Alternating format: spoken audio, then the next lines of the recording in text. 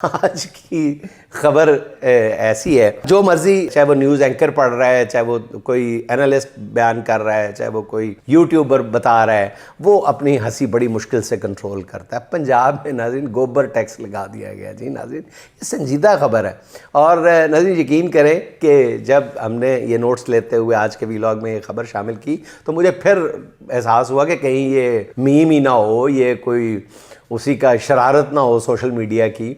तो फिर लिखी हुई खबर भी देखी, फिर हर जगह से इसका सोर्स चेक किया। ये संजीदा खबर है, पंजाब में गोबर टैक्स लगा दिया गया है। नाज़रीन फिर मैं बता दूं, मैं कोई मजाक नहीं कर रहा, ये हकीकत है। हुकूमत पंजाब ने हर भैंस पर 30 रुपए रोजाना गोबर टैक्स नाफिज कर दिया है, चाहे वो गोबर कम करे या ज्यादा, लेकिन 30 रुपए उस भैंस को अदा करने पड़ेंगे या उसके मालिक को अदा करने पड़ेंगे। ये टैक्स आयद तो भैंसों पर किया गया, मगर इसका निशाना तो हमारे गवाले भाई होंगे ना।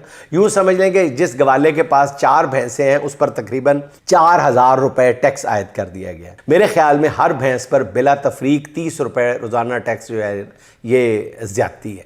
मेरा ख्याल है कि गोबर के हिसाब से टैक्स लगाना चाहिए था। बाज़ भैंसें, जैसे मैंने पहले अर्ज़ किया कि वो ज़्यादा गोबर करती हैं, बाज़ कम करती हैं, लेकिन सब पर यकसा टैक्स जो है ये ज़्यादती है।